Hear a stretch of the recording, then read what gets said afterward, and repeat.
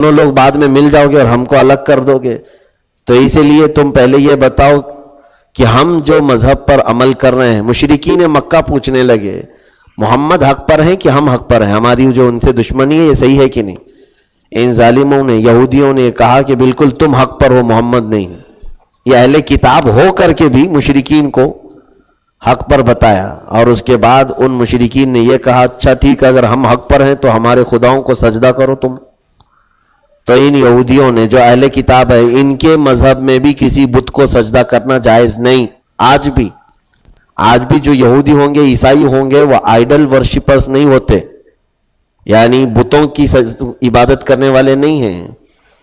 तो उस जमाने में जब इन यहूदियों को मालूम था कि कुफार मुशरिकीन जो मक्का के हैं वो बुतों के सामने झुकते हैं, जब उन्होंने कहा कि अगर हम हक पर हैं तो तुम हमारे खुदाओं को सजदा करो, तो इन्होंने सजदा भी कर दिया, सजदा भी किया। अल्लाह ताला उनकी मजम्मत में आयतें नाजिल फरमाता युमिनून बिल जिब्ति व तागूत, अल्लाह ने किताब का हिस्सा इनको दिया लेकिन ये शैतान पर और बुतों पर ईमान लाते हैं। और फिर कहते हैं काफिरों से कि तुम हक पर हो, ईमान वाले जो इस्लाम में हैं वो लोग हक पर नहीं हैं। अल्लाह फरमाता उलाइका अल्लज़ीना लअनहुमुल्लाह, ये वो लोग हैं जिन पर अल्लाह ने लानत की है। वमन यलअनिल्लाहु फलन तजिद लहु नसीरा, और अल्लाह जिस पर लानत करे उसका कोई मददगार नहीं होता। कुरान पाक का ये तर्जुमा मैंने बयान किया। अब उसी के बाद ये आयतें आई हैं कि ये आयत क्यों कर रहे हो तुम इस तरह से, मेरे नबी की दुश्मनी पर क्यों तुले हुए हो। अम लहुम नसीबुम मिनल मुल्क, क्या तुम्हारे पास मुल्क का कुछ हिस्सा है। मुल्क का कुछ हिस्सा का मतलब यह है कि सल्तनत, पावर, हुकूमत तुम्हारे हाथ में है।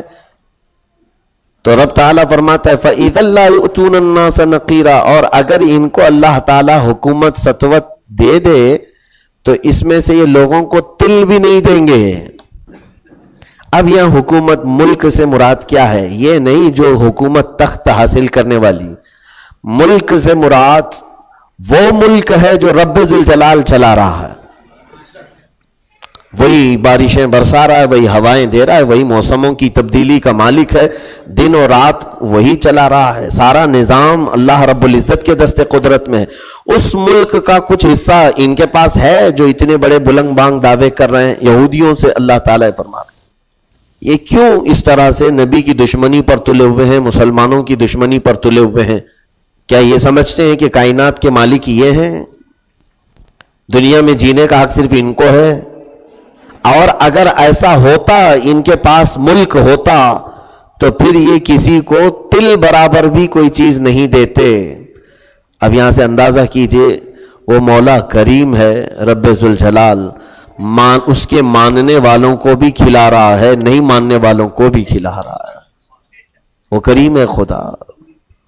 ईमान वाले भी उसके कायनात में जी रहे हैं, बेईमान भी उसकी कायनात में जी रहे हैं। है तो बंदे उसी के, पैदा किया हुआ उसी ने।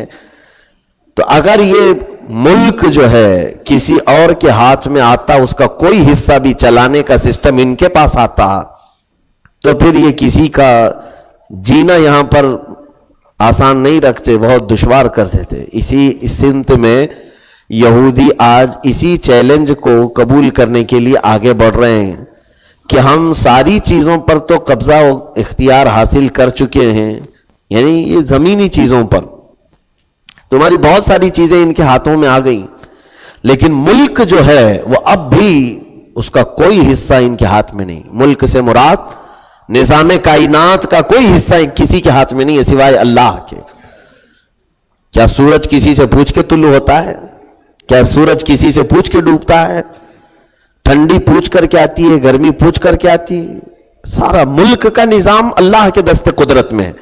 अब इसी चैलेंज को खत्म करने के लिए यहूदी पूरी दुनिया में एड़ी चोटी का जोर लगा रहे हैं। वो 3 ताकतों को हासिल करना चाहते हैं। 3 ताकतें।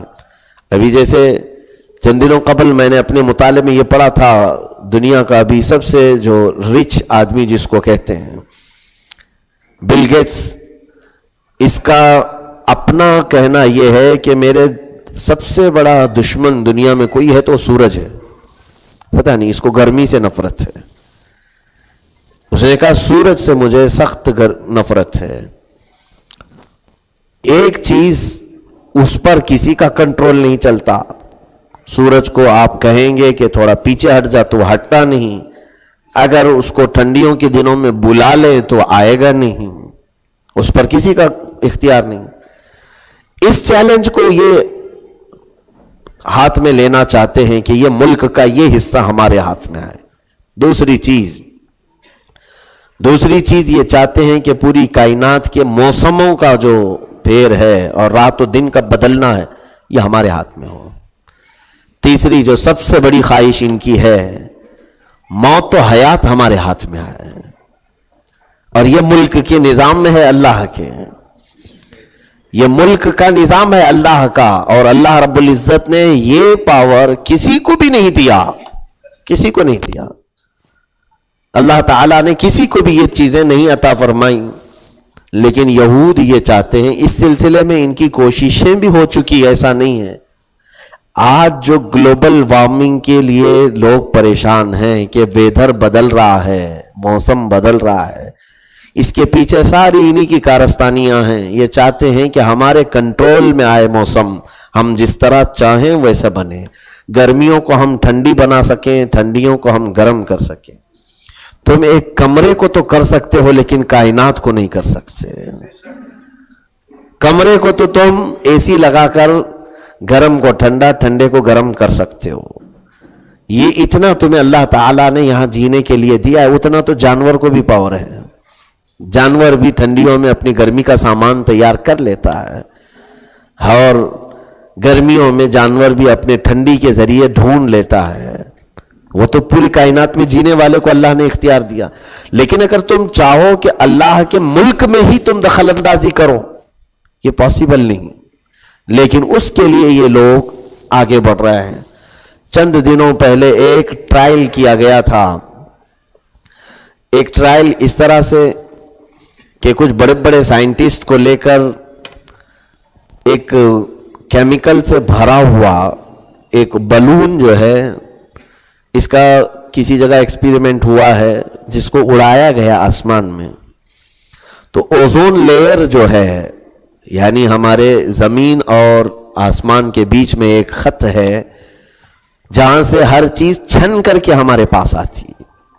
سورج کی گرمی ہو یا ٹھنڈی ہو یا بارشیں ہوں، یہ اوزون لیئر ہے، ایک لیئر ہے، ایک پرت ہے. تو کچھ سائنٹسٹ اس پر تجربہ کیے کہ وہ کیمیکل جو ہے انہوں نے ایک بلون کی شکل میں اس کو اڑایا، اور وہ آسمان میں جا کر وہ گیس جو ہے وہ اوزون لیئر پر جم گئی.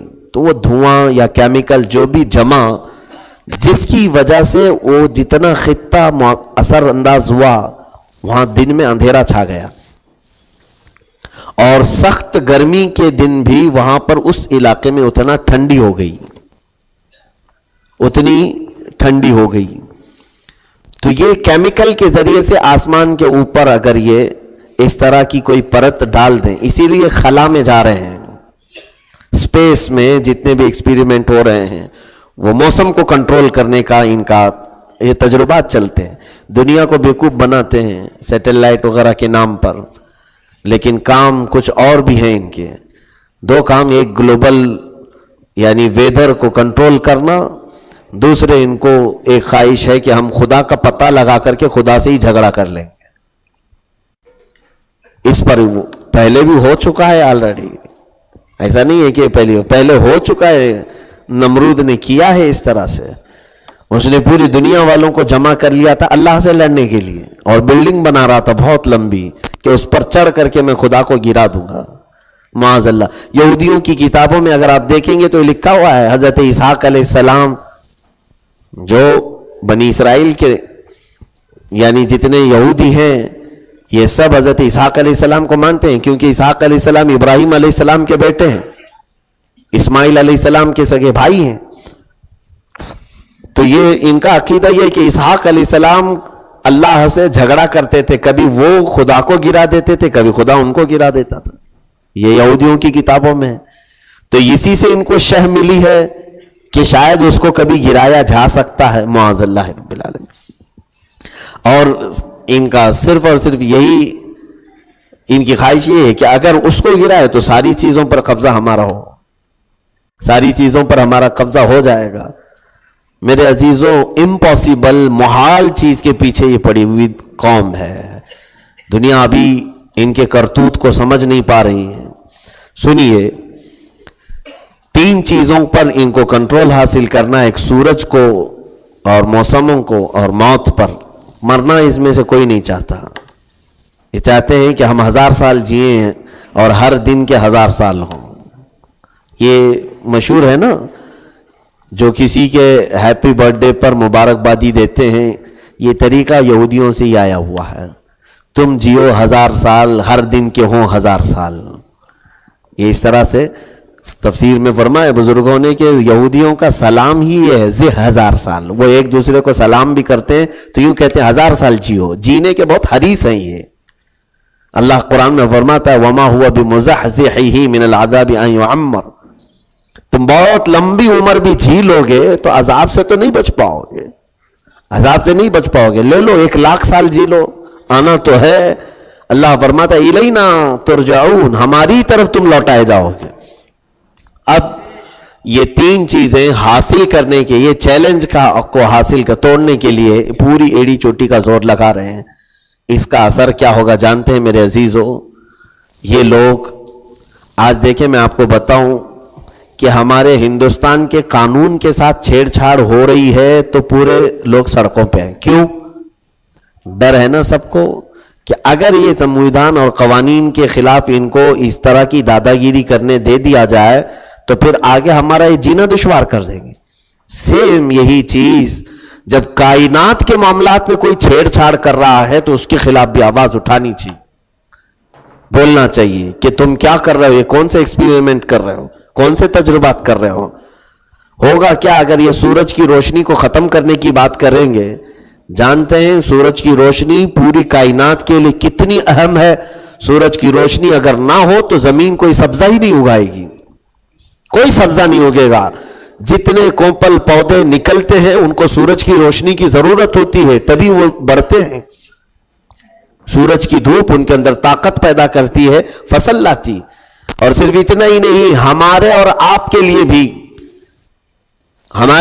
لیے بھی سورج کی روشنی وٹامن ڈی کا کام کرتی. وٹامن ڈی ملتا کہاں سے ہے؟ ہمارے بونز کے لیے، ہڈیوں کے لیے جس وٹامن کی ضرورت ہوتی ہے وہ کھانے پینے سے نہیں، یہ سورج کی روشنی سے ملتی ہے. اسی لیے حکیموں نے فرمایا کہ چھوٹے بچوں کو صبح چاشت کے وقت کی دھوپ کے سامنے سلاؤ، ان کی ہڈیاں مضبوط ہوتی ہیں. اور اگر یہ تجربہ کر کے دیکھ لینا آپ، کچھ لوگوں کو ٹھنڈیوں کے کچھ درد، جیسے کمر کے درد، ادھر ادھر کے جوڑوں کے جو درد ہیں، ہڈیوں کے درد، اگر صبح چاشت کے وقت کی دھوپ میں وہ حصہ وہ سورج کے سامنے رکھیں، انشاءاللہ اسے صحت یابی ہو جائے گی. کیونکہ یہ قدرتی چیز ہے، نیچرل ہے. تو یہ اگر یہ چاہتے ہیں کہ اس پر کنٹرول کریں تو گویا کہ یہ پوری کائنات کو معذور اور لولا لنگڑا بنانا چاہتے ہیں. ایک چیز یہ ہو گئی. دوسری چیز، یہ نقلی اور ڈپلیکیٹ سورج بنانے کے پیچھے بھی پڑے ہوئے ہیں. ہاں، یہ بھی کوشش چل رہی ہے. چائنا میں اس کے اوپر بھی بہت لاکھوں ڈالر خرچ کیے گئے. بڑے پیمانے کا الیکٹریسٹی سے تیار کیا ہوا ایک بلون کہ وہ کتنی روشنی دے سکتا ہے. تمہیں اگر ویسا سورج بنانا ہو تو 1 کروڑ سورج بھی اس سورج کا مقابلہ نہیں کر پائیں جو رب ذوالجلال کا بنایا ہوا ہے. اس تک نہیں پہنچ سکتے ہیں. اس کے علاوہ موسموں کو کنٹرول کرنے کے لیے یہ کیمیکل کے ذریعے کوشش کرنا، اور موت پر کنٹرول کرنے کے لیے انہوں نے کیا کیا چیزیں ڈھونڈی، ہر طرح کے تجربات کر لیے. یہ مرے ہوئے لوگوں کے دل، آنکھیں کیوں ڈونیٹ کرواتے ہیں؟ ان کے دماغ میں یہ بھی ہے کہ شاید یہ کسی اور کو ڈالیں تو پھر یہ دھڑکنا شروع کرے تو اس کی زندگی اور لمبی ہو جائے. ایک بات یاد رکھ لیں، اسلام میں اس طرح کا کوئی ڈونیٹ جائز نہیں. آئی ڈونیٹ، کڈنی ڈونیٹ، یا پھر اپنا ہارٹ ڈونیٹ، یہ تم ہوتے کون ہو ڈونیٹ کرنے کی؟ تمہارے جسم کا کوئی حصہ تمہارا ہے ہی نہیں، سب اللہ کا ہے. ہم اگر مالک ہوں، میں اپنی چادر اٹھا کے دے دوں، ٹھیک ہے، میری تھی میں نے دے دیا، اور بغل والے کی کھینچ کر کے میں خیرات کروں، یہ جائز ہے؟ بالکل جائز نہیں ہے. کہ کسی دوسرے کے مال میں تصرف کیسے کر سکتے ہو آپ پورے جسم کے خود مالک نہیں، اسی لیے اسلام میں سوسائڈ بھی جائز نہیں ہے. خود سے تم مرنا چاہو گے تو نہیں مر سکتے. کیوں؟ جان تمہاری اپنی نہیں ہے، یہ اللہ کی ہے. اللہ جب چاہے گا تم سے لے لے گا واپس. اسی لیے ہم اپنے پارٹس بھی جسم کے کسی کو ڈونیٹ نہیں کر سکتے. ہاں رہی بات بلڈ ڈونیٹ کرنے کی، خون، وہ ایسی ہے کہ جب ضرورت مند کوئی سامنے ہو تو اس کو ہم نے ٹرانسفر کر دیا، یہ جائز، اسلام میں اس کی اجازت دی گئی. لیکن جو بلڈ بینک لے کر کے گھومتے ہیں کہ سب کا خون چوس کر کے ایک جگہ بینک میں جمع کرنا چاہتے ہیں، وہ نہیں، ہمارے ہاں اس کی اجازت نہیں.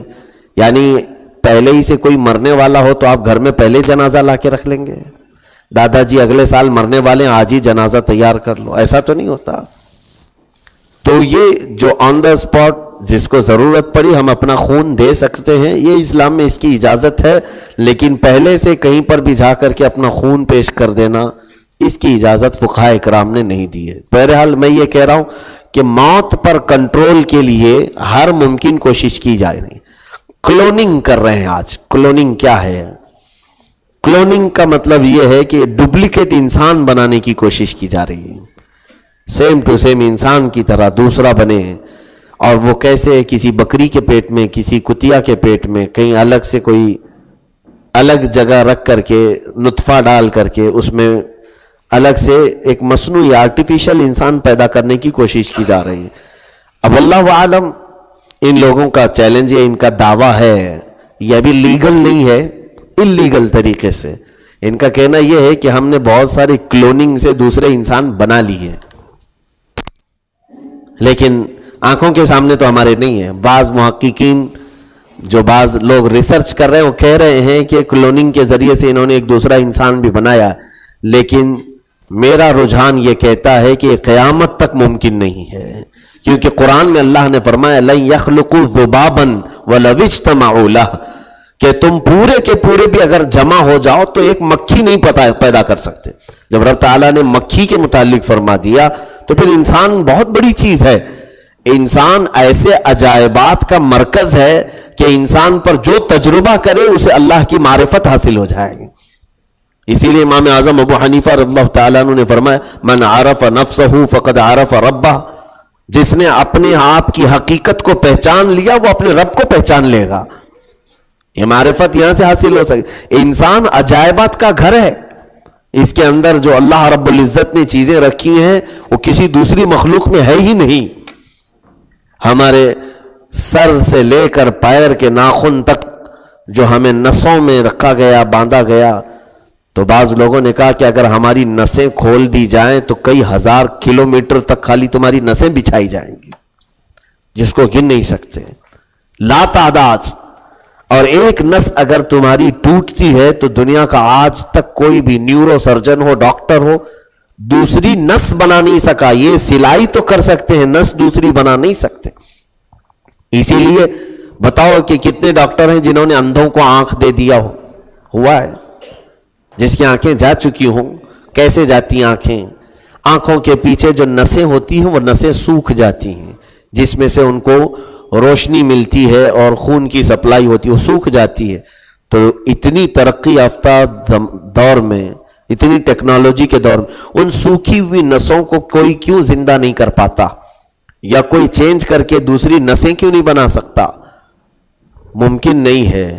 آپ اندازہ کرو، نس اتنی باریک سی چیز ہوتی ہے، آنکھوں کی نسیں، جو تمہارے ہاتھ میں اگر آ بھی جائیں تو دیکھ نہیں پاؤ گے، اس کو مائکروسکوپ سے دیکھنا پڑے گا، خوردبین سے دیکھنا پڑے گا. اتنی باریک نسیں، ڈاکٹرز اتنی باریک نسیں نہیں بنا پائے، پورا انسان کہاں سے بنا پائے؟ روبوٹ تو بنا لو گے لیکن انسان نہیں. روبوٹ الگ چیز ہے، انسان الگ چیز ہے. روبوٹ صرف اتنا کرے گا جتنا اس کے اندر ڈائریکشن تم نے دیے ہیں، جتنی چیزیں تم نے اس میں بھری ہیں وہی چیزیں کر سکے گا. اور پھر یہ بھی تو دیکھو، روبوٹ کو بنانے والا ہی انسان ہے، تو پھر ویسا انسان بنا کے دکھاؤ جو اور انسانوں کو بنا سکے. یہ ممکن نہیں. لیکن یہودی یہ چیلنج کر رہے ہیں کہ ہم نے کلوننگ سے انسان بنا ہے. میرے عزیزو، یہ ملک کا اللہ کا نظام ملک کے حصے ہیں. اور قرآن میں اللہ فرماتا ام لہم نصیب من الملک، کیا اللہ نے ملک کا کوئی حصہ انہیں دیا ہے؟ نظام قدرت میں سے کوئی چیز دیا ہے؟ اگر ان کے پاس ہوتا یہ پاور تو پھر یہ کیا کرتے ہیں؟ یہ شیطان کیا کر جاتے؟ اگر رزق پہنچانا، موت و حیات دینا، موسموں کی تبدیلی وغیرہ ان کے ہاتھ میں ہوتی تو یہ پوری دنیا کو پریشان کر کے رکھ دیتے۔ وہ قادر مطلق ہے، حی و قیوم خدا ہے۔ رب ذوالجلال نے ہمیں اس کی زمین پر 1000 گناہ کے باوجود بھی عیش کی زندگی عطا کیا ہے۔ اس کی مہربانیاں اس کی طرح کوئی کرم کر بھی نہیں سکے گا۔ بہرحال دوسری بات یہ ہے، اللہ تعالیٰ فرماتا ہے ام یحسدون الناس علی ما آتاہم اللہ من فضلہ، یا تو پھر یہ حسد کر رہے ہیں کس سے؟ مسلمانوں سے، کہ اللہ نے اپنے فضل سے جو انہیں دیا ہے اس پر یہ حسد کر رہے ہیں۔ کیا دیا ہے اللہ نے ہمیں؟ جو تم پوری مشینیں ملا کر کے نہیں بنا پائے، وہ اللہ تعالیٰ نے میرے مصطفیٰ صلی اللہ علیہ وسلم کے قدموں میں پلنے والے کسی ایک مسلمان کو ایسی عطا فرما دیا۔ تم یہ چاہ رہے ہو کہ تم پوری دنیا پر کنٹرول حاصل کر لو، ملک کے نظام میں کچھ حصہ تمہارا ہو جائے، تم نہیں کر سکے۔ ہزاروں، لاکھوں، اربوں خرچہ کر کے پہنچ نہیں پائے، لیکن گدڑی پہنے ہوئے میرے مصطفیٰ صلی اللہ علیہ وسلم کے غلاموں کا حال یہ ہے کہ اگر وہ سورج سے کہہ دیں تو وہ رک جائے۔ اللہ کے حبیب کے غلاموں کا یہ حال ہے۔ میرے مصطفیٰ کریم صلی اللہ علیہ وسلم نے ڈوبے ہوئے سورج کو پلٹایا، چمکتے ہوئے چاند کو اشارہ فرمایا تو شک ہو گیا، حالانکہ وہ سب اللہ کے ملک کا حصہ ہے۔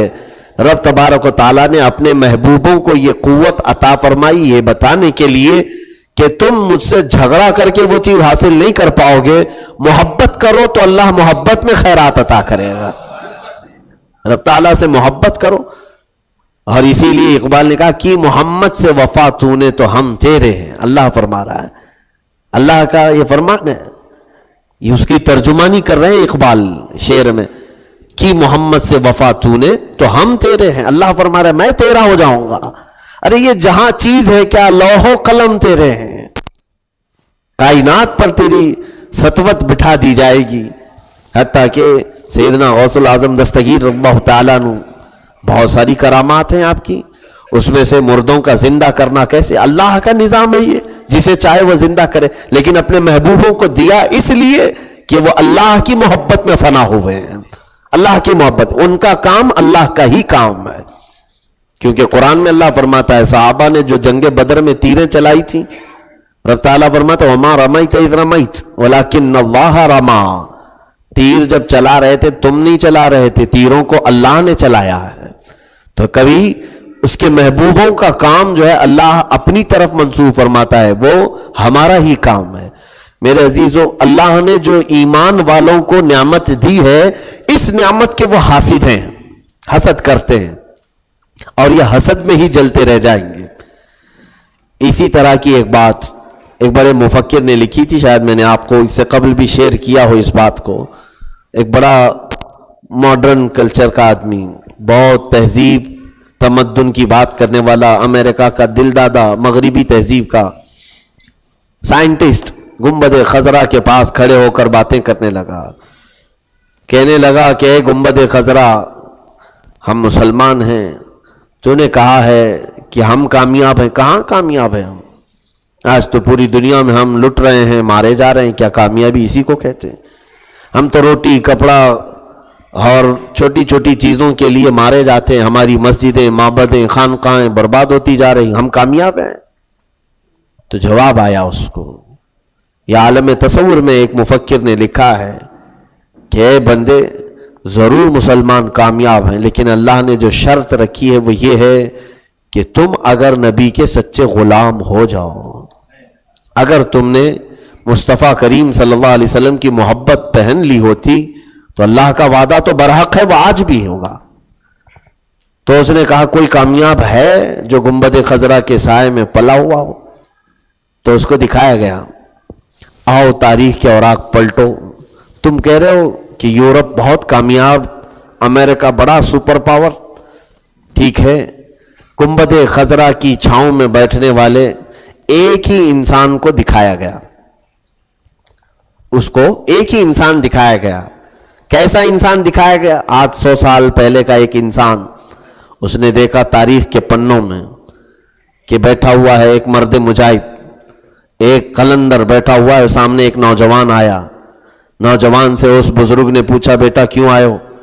کہا کہ میں آپ کے پیچھے چلنے آیا ہوں, آپ کی بیعت کرنے آیا ہوں. تو اس مرد درویش جو بزرگ بیٹھے ہوئے مسجد نبوی میں 800 سال پہلے کی بات یہ دیکھ رہا ہے تاریخ میں, وہ میں بتا رہا ہوں. اب تاریخ سے اس نے پوچھا یہ دونوں ہیں کون؟ تو تاریخ نے بتایا وہ بیٹھا ہوا خواجہ عثمان ہارونی ہے اور یہ آیا ہوا یہ معین الدین اجمیری ہے. دونوں کا مکالمہ سنو. خواجہ عثمان ہارونی نے کہا میرے پیچھے چلنا چاہتے ہو؟ تو انہوں نے کہا آسمان کی طرف دیکھو کچھ دکھتا ہے. معین الدین اجمیری نے دیکھا اور کہا آسمان دکھتا ہے اور کچھ بھی نہیں. کہا زمین کی طرف؟ کہا زمین دکھ رہی اور کچھ بھی نہیں. کہا تمہیں اور مجاہدہ کرنا ہے. عبادت کروائی گئی, بہت وظیفے پڑھوائے گئے. اس کے بعد بلایا اس شیخ نے, خواجہ عثمان ہارونی نے, اپنی 2 انگلیاں معین الدین حسن چشتی اجمیری رضی اللہ تعالیٰ عنہ کی آنکھوں پر رکھیں اور کہا اب میری 2 انگلیوں کے بیچ میں سے اوپر دیکھو. معین الدین اجمیری غریب نواز, انہوں نے اوپر دیکھا اور کہا مجھے پہلا آسمان دکھ رہا ہے, دوسرا, تیسرا, چوتھا, 5واں. بیان کرتے کرتے کہے مجھے عرش خدا تک دکھ رہا ہے. نیچے دیکھو تو انہوں نے کہا زمین کے 7 طبق بلکہ تحت الثری تک مجھے نظر آ رہا ہے. خواجہ عثمان ہارونی رسول کریم صلی اللہ تعالی علیہ وسلم کی مسجد نبوی میں اعتکاف میں بیٹھے وہ بزرگ جو 800 سال پہلے کے 2 انگلیوں کے درمیان سے اوپر دکھائیں تو عرش خدا تک دکھے, نیچے دکھائیں تو تحت الثری تک دکھے. تاریخ نے پھر اس مفکر کو کہا, اسی ماڈرن آدمی کو کہا بس کر, گنبد خضرا کے چھاؤں میں پلنے والے کامیاب انسان کو تو پوچھ رہا تھا, میں نے تو ایک ہی تجھے مثال دی ہے. جا اپنی ترقی یافتہ دنیا میں سے ڈھونڈ کر ایک ایسا آدمی لا جس کی انگلیوں کے بیچ میں سے دیکھے تو عرش خدا دکھے, نیچے دیکھے تو تحت الثری دکھے. کہاں جاتا, پوری خاک چھان کر کیا ہے.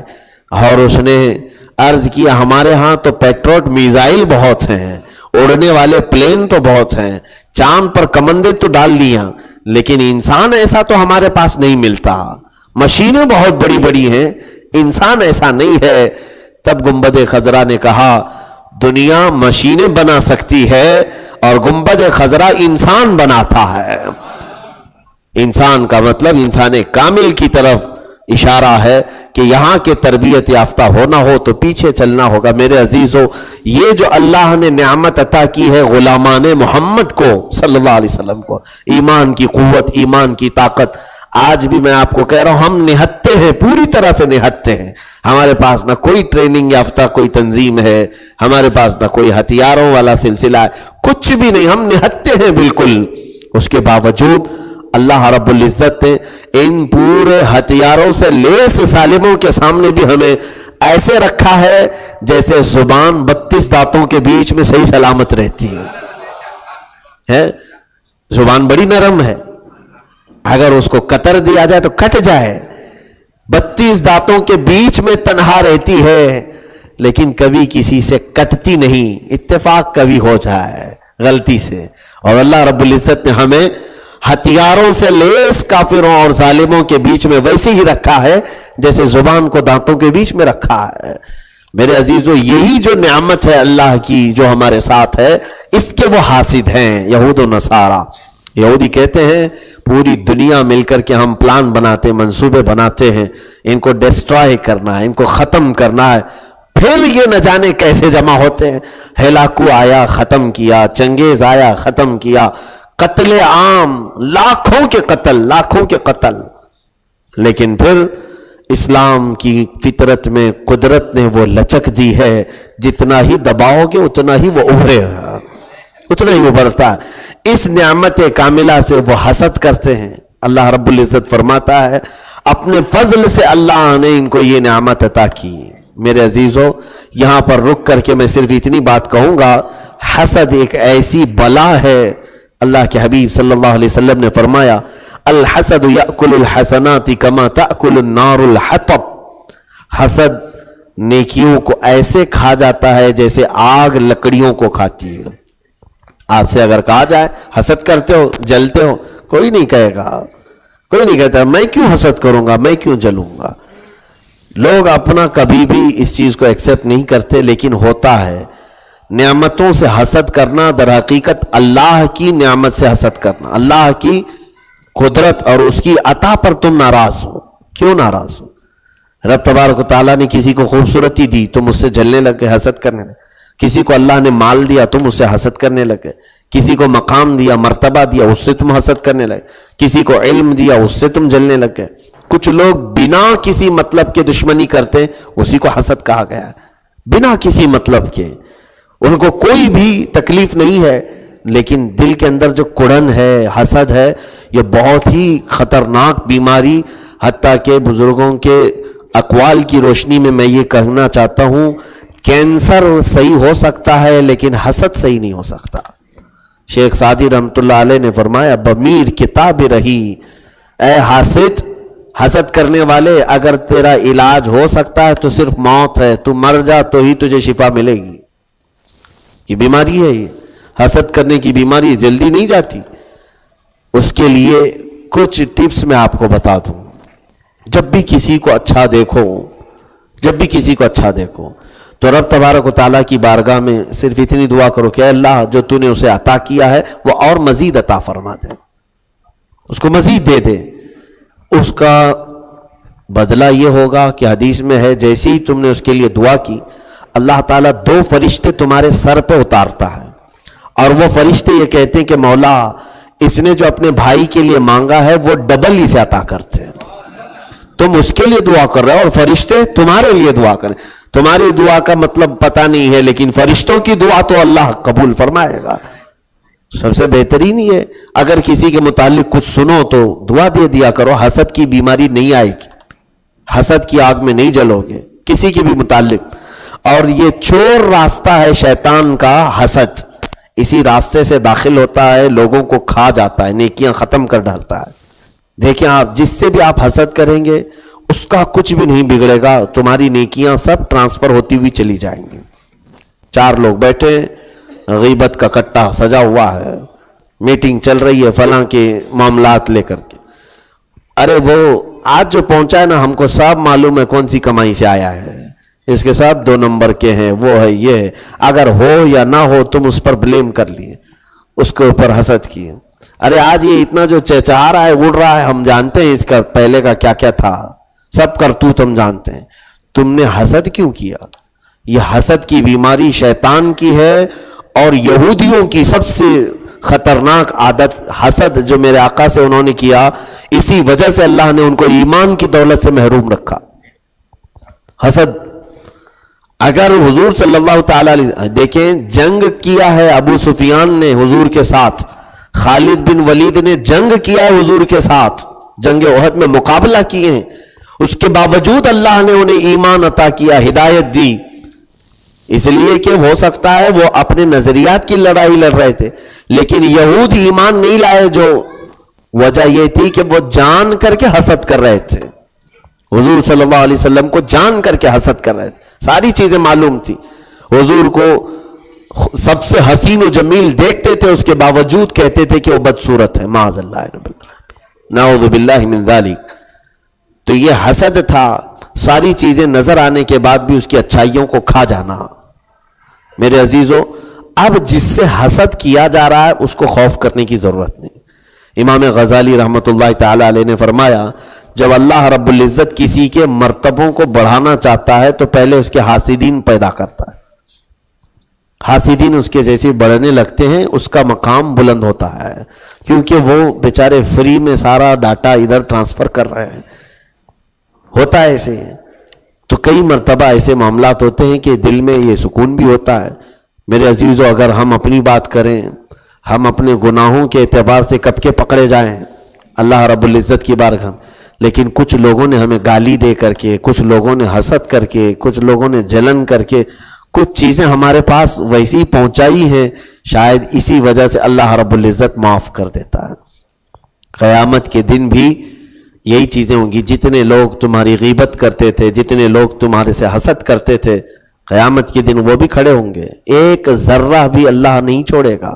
فَمَن يَعْمَلْ مِثْقَالَ ذَرَّةٍ خَيْرًا يَرَهُ, جس نے ذرے کے برابر, ذرہ کہتے ہیں وہ رائی کے دانے سے بھی کم ہوتا ہے, کہا اتنی بھی نیکی کیا ہو وہ بھی ہم دکھائیں گے. وَمَن يَعْمَلْ مِثْقَالَ ذَرَّةٍ شَرًّا يَرَهُ, اللہ فرماتا ہے رائی کے دانے کے برابر بھی, ذرے کے برابر بھی اگر کوئی برائی کیا ہو وہ بھی ہم قیامت کے دن اسے دکھائیں گے.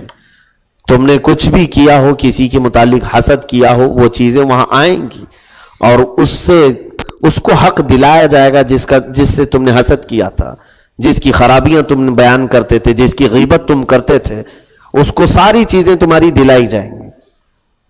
اسی لیے اب اس کے احکام میں آلریڈی پہلے بیان کر چکا ہوں, کیا چیز غیبت میں آتی ہے, کیا چیز نہیں آتی ہے, کون سا حسد ہے, کون سا نہیں. اب مثال کے طور پر اگر میرے پاس تھوڑا بہت اگر علم ہے, اگر مجھ سے آپ حسد کر رہے ہیں تو جائز ہے, مجھ سے حسد کر سکتے ہیں, یا پھر کسی علم والے سے, اس کو حسد نہیں کہیں گے, اس کو رشک کہیں گے. اس لیے کہ علم والے کے ساتھ اگر آپ اس لیے رشک کر رہے ہیں کہ اللہ نے اس کو یہ دیا ہے, کاش مجھے بھی یہ چیز مل جائے, ثواب ہے. لیکن حسد اس وقت مانا جائے گا جب علم والے کو اس نیت سے دیکھیں کہ اللہ اس کو ختم کر دے, اس کو گرا دے. تم نے اگر دل میں برا ارادہ کیا تو وہی حسد ہو گیا. اب کسی مالدار کو آپ دیکھیں بڑا پیسے والا ہے اور خیرات صدقات وغیرہ کرتا ہے, تو آپ دل میں رشک کریں, کیسا ہے میرا بھائی, اس کو اتنا سب ملا ہے, کاش میرے پاس بھی ایسا ہوتا تو میں اتنے خیرات کرتا. رب تعالیٰ کے حبیب صلی اللہ علیہ وسلم نے فرمایا ہے, تم نے ایسا ارادہ کیا, دو لوگ قیامت کے دن, سنیے بڑی میرے مولا کی مہربانیاں دیکھیں. ایک کو اللہ نے بہت مال دیا تھا, بہت مالدار ہے, سیٹھ ہے, غربا مساکین کو بہت تقسیم کرتا تھا, خیرات کرتا تھا, بہت ثواب اس نے کمایا. اور ایک تھا غریب, اس کو کچھ بھی نہیں, اس کے پاس پیسے نہیں تھے, لیکن روزانہ اس امیر کو دیکھتا تھا اور یہ کہتا تھا کہ کاش میرے پاس ہوتے تو میں اس سے زیادہ لوگوں کو تقسیم کرتا. قیامت کے دن جب حساب ہوگا تو اس مالدار کو خیرات, صدقات اور مساکین کی محبت کی جو جزا ملے گی, جنت, اللہ رب العزت وہ بہت بڑا اجر اسے دے گا, اتنا ہی اجر اس غریب کو بھی عطا کرے گا. اس سے پوچھا جائے, یہ پوچھے گا کہ مولا اس نے تو بہت خیرات کیا, میں نے تو کوئی خیرات نہیں کی. رب فرماتا ہے تیرے پاس ہوتا تو بھی خیرات کرتا, تو نے نیت جو کیا اس نیت پر ہی اجر ہے, نیت پر اللہ اجر دے رہا ہے. تو جلنے کی بجائے کاش یہ نیت ہی کیوں نہ کر لیا جائے, حسد کرنے کی بجائے کیوں یہ نیت نہیں کر لیتے کہ کاش میرے پاس بھی ایسی طاقت ہوتی تو میں یہ کر لیتا. مجاہد کو دیکھ کر اگر آپ نے نیت کی کاش میرے پاس یہ تمام اسباب مہیا ہوتے تو میں بھی مجاہد ہوتا, تو اللہ تبارک و تعالیٰ تمہیں اس کے ثواب تک پہنچائے گا. حاجی کو دیکھ کر حج کی تمنا کرنا حسد نہیں ہے, بلکہ اگر آپ یہ تمنا کریں کاش میرے پاس مال ہوتا تو میں بھی اللہ کے گھر جاتا, رب تبارک و تعالیٰ تمہیں حاجی کے ساتھ قیامت کے دن اٹھائے گا. نیت یہ ہے. اور ایک طرف ہے وہ جلنا, کڑنا, حسد کرنا, اس میں جو ہے وہ بھی ضائع ہو جائے گا, وہ بھی ختم ہو جائے گا. اس لیے اس عادت سے توبہ کریں. کسی سے حسد اور جلن یہ بیماری ایسی ہے, اور خاص طور پر یہ بیماری کثرت سے عورتوں میں آتی ہے. عورتوں میں جلن, کڑن, حسد, یہ تمام چیزیں. اور اسی لیے یہ بھی فرمایا گیا. اچھا آپ سے ایک بات یہ بھی میں کہوں, حسد اگر کوئی کرتا ہے تو آپ کو اللہ رب العزت کی بارگاہ میں شکر بجا لانا چاہیے. کیوں؟ حسد اسی سے کیا جاتا ہے جس کے پاس کچھ ہوتا ہے. حسد کس سے کیا جاتا ہے؟ جس کے پاس کچھ ہوتا ہے. تو رب تعالیٰ کا شکر ادا کرو کہ اللہ نے کوئی نعمت مجھے عطا کی ہے, اس لیے حاسدین پیدا ہوئے. اب کسی ایسے, جیسے مثال کے طور پر ایک خوبصورت عورت ہے تو دوسری عورتیں اس سے جلتی ہیں کہ اس کی خوبصورتی کی وجہ سے. کوڑھی سے کون حسد کرے گا؟ جس کے پاس کوئی صورت ہی نہ ہو, جلا ہوا, اس سے کون حسد کرے گا؟ رحم کی نظر سے دیکھ کے چلے جائیں گے. حسد اس سے کیا جاتا ہے جس کے پاس کوئی نعمت ہوتی ہے. تو جب تمہارے ساتھ کوئی حسد والے معاملات آئیں تو خوف نہ کریں, پریشان ہو کر کے بدلے کے انتقام کی آگ میں نہ بھر کے, بلکہ اللہ کا شکر یہ ادا کریں کہ رب نے میرے اندر کوئی نعمت عطا کی ہے جس کی وجہ سے حسد ہے. یہ بات تو صحیح ہے کہ دھواں وہیں سے نکلتا ہے جہاں آگ ہو, یہ مثال ہے. اور عطر نہ ہو تو خوشبو پھیلتی کیسے ہے؟ عطر ہو تو خوشبو پھیلتی ہے. اسی طرح یہ حسد کی بیماری بھی دوسروں کے ہاں اسی وقت آتی ہے جب تمہارے اندر کوئی خوبی آ جائے, جب تمہارے اندر کوئی نعمت اللہ کی آ جائے.